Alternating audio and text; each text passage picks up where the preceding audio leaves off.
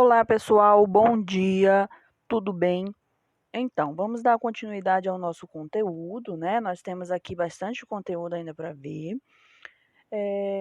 Aula passada nós iniciamos com a contextualização histórica do SUS, né? Para vocês entenderem como foi que surgiu o nosso sistema de saúde, como foram organizadas as políticas de saúde pública no Brasil e hoje, né, como elas funcionam.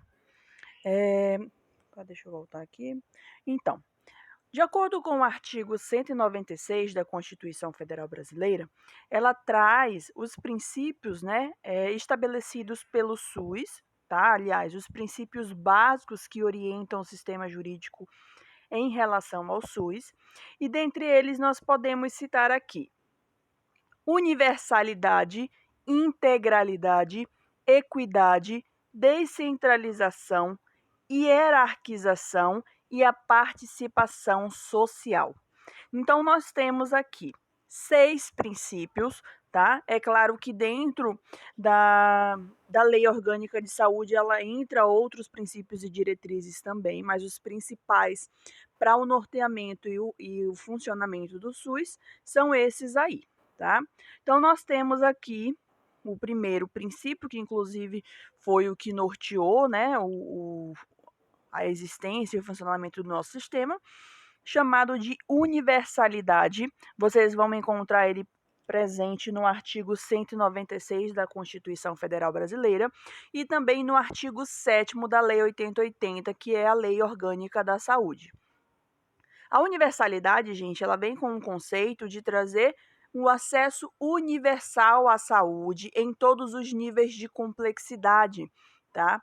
Então, a universalidade, ela é um princípio em que ela oferece o sistema para todos, sem distinção de cor, raça, etnia, religião, opção sexual ou algo do tipo, tá? Então, quando nós falamos que o SUS ele é um sistema universal, ele vai atender a todos sem descriminalização, tá? E sem também prioridades. E outra coisa, ele vai atender em vários níveis de complexidade. Daqui a pouquinho eu digo para vocês o que significa níveis de complexidade para vocês entenderem melhor cada conceito, tá? Nós temos aqui um outro princípio do SUS, onde nós chamamos ele de integralidade. O princípio da integralidade, gente, ele está presente no artigo 198 da Constituição Federal, no parágrafo 2, tá? Mas ele também está dentro do artigo 7 da Lei 8080, assim como os outros que aparecem aí também. A integralidade, gente, ele traz o conceito de um um atendimento integral à população, tá? Então, o indivíduo, tanto ele de forma individual como de forma coletiva, eles vão ter acesso em todos os níveis e de acordo com a sua necessidade, tá? Então, eles vão ser assistidos de forma integral, de forma tanto individual como de forma coletiva, como dentro dos 3 níveis de complexidade do sistema. E a equidade também presente dentro do artigo 196, só que a equidade, gente, ela vem com um conceito bem parecido com a igualdade, tá? Só que existe ali uma diferença. A igualdade hoje na Lei 8080, ela vem sendo abordada como tratar os desiguais de forma desigual. Como assim, professora? Então, quando eu falo em equidade, gente, eu vou tratar todos, sem prioridade e sem preconceito, todos vão ser atendidos. Só que isso aí a gente traz um conceito de igualdade, né? Então, todos vão ser atendidos, independente de quem seja, do que tem, do que possa fazer para darem algo em troca, né? Então, isso aí traz um conceito de igualdade. A equidade, ela traz, além desse conceito da igualdade, ela traz que os que têm uma necessidade muito maior dentro do sistema, eles vão ter prioridades no atendimento. Como assim? Bora lá. Todos vão ser tratados de forma igual, só que eles vão ter a sua particularidade. Então, um paciente vai precisar ser atendido em outras especialidades, com outras situações, né? Por exemplo, uma pessoa chega no sistema e ela precisa ser atendida por um médico, assim como ser acompanhada por um psicólogo ou por qualquer outro especialista. Ou até mesmo ela precisa de um exame mais específico, ela precisa de uma medicação mais específica, né? E tem uma outra pessoa que também foi procurar o sistema porque precisa, mas ela não chega a ser tão grave. Nós podemos dar o exemplo da equidade, a escala de Manchester. Não sei se já chegaram a ouvir, mas eu tenho certeza que já chegaram a ver. Né? Não é possível que ninguém, né, tenha deixado, ou nunca tenha ido num pronto-socorro, no hospital. Né? Lá no hospital, eles têm aquela classificação por cores. Então, você chegou, né, de acordo com a gravidade, vai ser classificado de acordo com a cor. Aí tem a cor azul, verde, amarelo, laranja e o vermelho, né? Isso é um exemplo de equidade, gente. Então, todos que estão ali, mesmo que a classificação seja azul, mesmo que a classificação seja amarela, vermelha, todos vão ser atendidos. Só que o tempo de espera de um para outro vai ser menor em relação à sua gravidade, tá? Então, quando eu falo em equidade, eu falo em tratar os desiguais de formas desiguais, tá? Esses 3 primeiros princípios que eu citei para vocês, eles são chamados de princípios doutrinários, tá? São os princípios que norteiam o funcionamento do SUS. Então, universalidade, integralidade e equidade são os princípios, tá, que norteiam o funcionamento do SUS e são chamados de princípios doutrinários. Nós temos logo abaixo mais 3 princípios, tá? Que é a descentralização, hierarquização e participação social. Quando eu falo de descentralização, eu falo de descentralização de poder. Por exemplo, antes do SUS surgir, quem financiava, quem arcava com todos os gastos, com todas as preocupações em relação aos serviços de saúde, era o governo federal. Tá? Então, toda a responsabilidade, desde o seu financiamento, a sua organização, a sua prestação de serviços, era pensada e organizada pela esfera federal. Quando eu falo de esfera, gente, eu não estou falando de um círculo, não. Tá? Eu falo de um tipo de poder. Dentro do sistema, nós temos 3 tipos de poder. A esfera federal, que nós chamamos de União, né?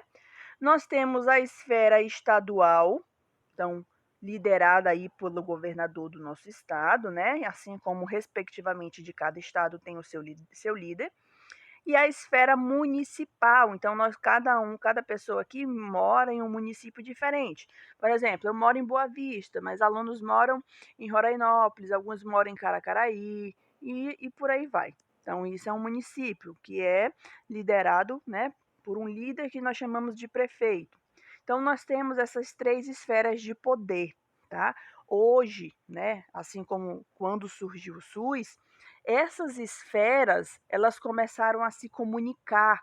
Então, hoje, gente, o poder é descentralizado, não é focado só na União, não é focado só na esfera federal. Agora, o poder ele pode ser decidido pelo governo e também pelos municípios, assim como os recursos financeiros repassados. Por exemplo, da onde vem o dinheiro que é gasto com a saúde? Parte dele vem da Seguridade Social, repassada pelo governo federal. Então, o governo federal repassa uma verba, tá, da Seguridade Social e ela repassa para o governo, ou para o Estado, tá? Para o Estado. E os estados vão distribuir entre os municípios. Vamos dar exemplo agora. Não vou falar em valores em relação a dinheiro, tá, gente? O objetivo é que vocês compreendam os conceitos dos princípios aqui.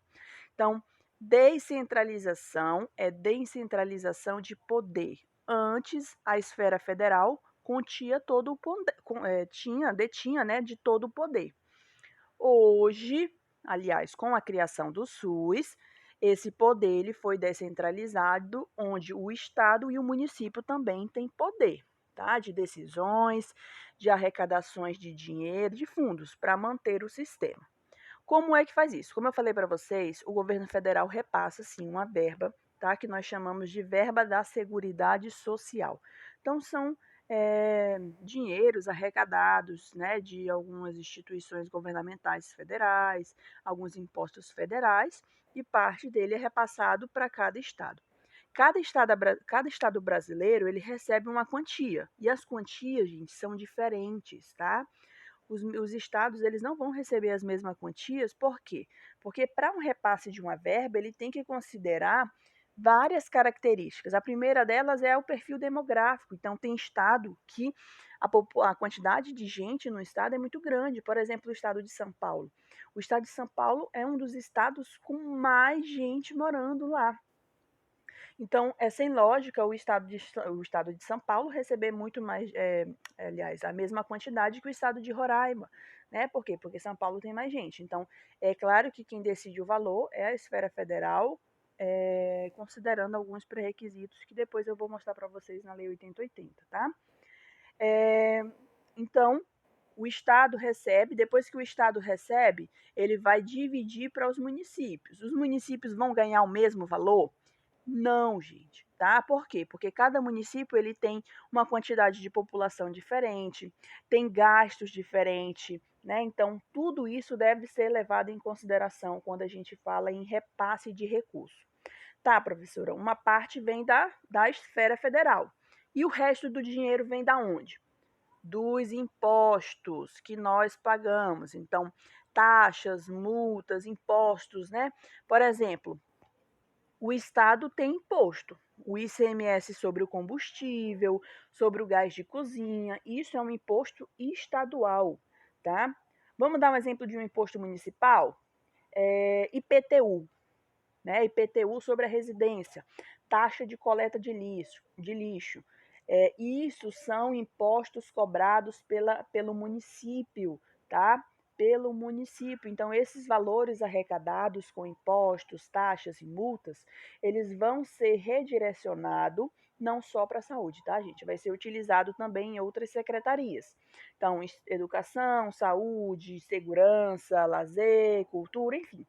Esse dinheiro arrecadado pelos estados e municípios também vão ser utilizados em prol dos financiamentos e gastos que nós temos, né, que eles têm.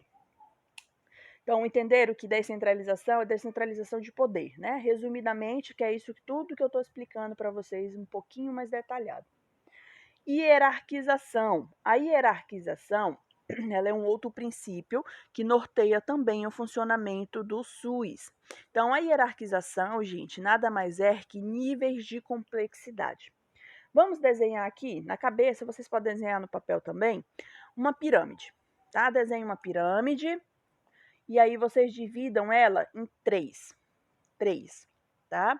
Nós temos a base da pirâmide. Essa base da pirâmide, gente, ela representa a atenção primária, tá? Isso são níveis de complexidade. Lembra que eu citei eles alguns minutos antes? Pois é, níveis de complexidade. Então, a base da pirâmide, a base, que é a parte mais larga da pirâmide, ela representa a atenção primária do sistema. O que é atenção primária? Gente, a atenção primária ela é focada na prevenção e promoção de saúde, tá? Aliás, promoção de saúde e prevenção de doença, né? A atenção primária a gente pode dar como exemplo as UBSs, que a gente chama de postinho, né? Então, ela é um exemplo da atenção primária. Por quê? Porque as UBSs, gente, eles focam muito na promoção da saúde, na prevenção de doenças, tá? Na segunda parte aí da pirâmide, nós vamos chamar, aliás, ela vai representar a atenção secundária. Quando eu falo em atenção secundária, eu falo de uma atenção em que vai exigir uma estrutura mais específica, atendimento de especialistas e materiais mais específicos, tá? E nós podemos dar o exemplo aqui, vamos dar um exemplo, né? Que com exemplo fica bem mais fácil para vocês compreenderem. A atenção secundária, nós podemos dar o exemplo do Coronel Mota. O Coronel Mota, ele é uma instituição com função ambulatorial, tá? Então, lá nós temos os especialistas, como ortopedista, endocrinologista, cirurgião de cabeça e pescoço, entre outras especialidades, né?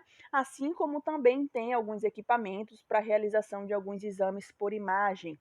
Então, nós temos um exemplo de uma atenção secundária, onde nós vamos ter especialistas, nós vamos ter materiais específicos, né? E no topo da pirâmide, que é a pontinha mais estreita, nós temos a atenção terciária. Atenção terciária, pessoal. Então, na atenção terciária, eu tenho, né, um nível de tecnologia altíssima, eu tenho especialistas, eu tenho atendimento no geral, tá? E aqui eu posso dar como exemplo os hospitais de referência. Aqui no nosso estado, nós podemos dar o exemplo do HGR.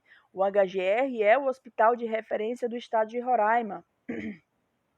E ele vem, né, equipado com materiais, com profissionais, com a capacidade para internação hospitalar. Então, os hospitais de referência, ele pode não, ele é um exemplo de atenção terciária. Então, quando eu falo de hierarquização, eu estou falando dos 3 níveis de complexidade. E uma pessoa, nós, como usuários do sistema, nós podemos transitar entre esses 3 níveis de complexidade, não podemos? Quem aqui nunca foi no postinho tomar a vacina, né? Ir com um clínico geral, com um enfermeiro, fazer um pré-natal, um preventivo, no caso das mulheres, né? Quem nunca precisou ir fazer um exame numa clínica, num ambulatório, por exemplo, aqui no estado nós não temos só o Coronel Mota não, tá, gente? A nível estadual nós temos o Coronel Mota, nós temos o CPCOM, tá? CPCOM, não, acho que o CPCOM é municipal, perdão. Nós temos centro de referência da mulher a nível municipal, desculpa, estadual, tá? Que é um local especializado para gestantes, né? Então, nós, como usuário do sistema, nós podemos transitar entre esses 3 níveis de complexidade. Então, eu posso, por exemplo, eu chego numa UBS e eu preciso de um encaminhamento para um ortopedista, né? E aí o médico da família vai me encaminhar e aí eu posso procurar uma atenção secundária ou se for uma coisa mais grave e eu precise de um tempo bem mais curto para ser atendido, eu procuro a atenção terciária. Assim como se eu estiver lá dentro do hospital, que aconteceu alguma coisa, eu fui internada, e aí o médico me deu a alta, mas eu preciso ser acompanhada, né? Ou pela UBS para fazer um curativo, ou pelo serviço especializado com um médico especialista, um ortopedista, um endocrinologista, enfim. Eu vou ser encaminhada, tá?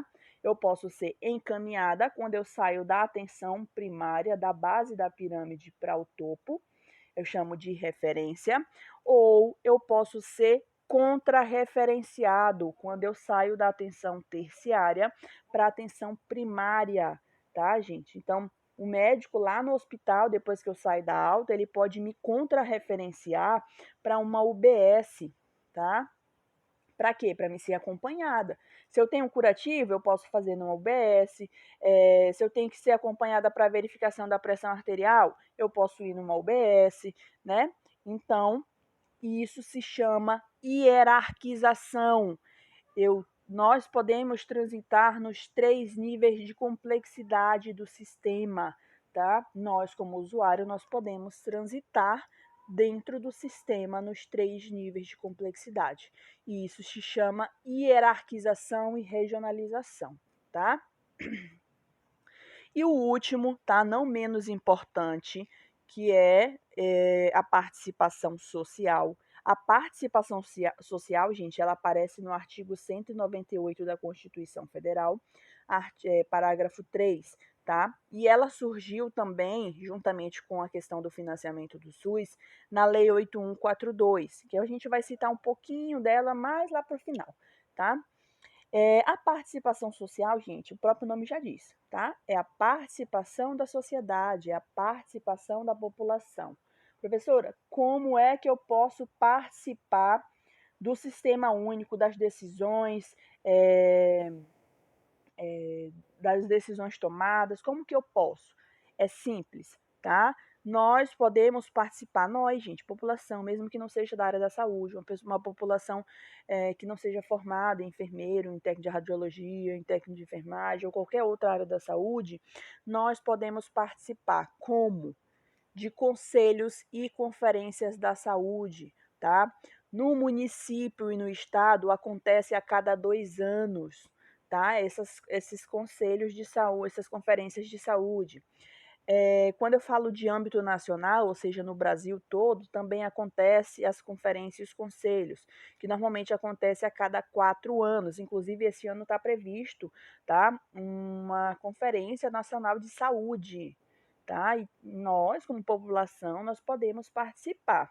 Ah, então eu posso me inscrever? Pode se inscrever sim, como parte da população, tá? Mas é claro que dependendo do local, você tem que ir até o local, né? Ah, se a conferência nacional é em São Paulo, você teria que ir para São Paulo participar da conferência se você se inscrevesse, tá? Então, hoje, dentro da legislação, nós, como população, nós podemos participar das decisões, das sugestões, críticas, tudo isso em relação aos serviços de saúde, tá? Nós temos direito, nós somos população que faz o uso do sistema, inclusive o sistema, apesar de ser gratuito, entre aspas, né? Porque ele também é tirado do nosso bolso através de impostos, taxas e multas que nós pagamos, tá? É, Só relembrando, esses três últimos princípios, eles são conhecidos como os princípios organizativos, tá? Então, nós temos a universalidade, a integralidade e a equidade, são chamados de princípios doutrinários. A descentralização, hierarquização e a participação social são conhecidos como princípios organizativos do SUS, tá, gente? Então, esses são os princípios, dos princípios que surgiu com a Constituição Federal, tá? Nós vamos conhecer depois mais alguns quando nós entrarmos na Lei 80, na Lei 8080, perdão.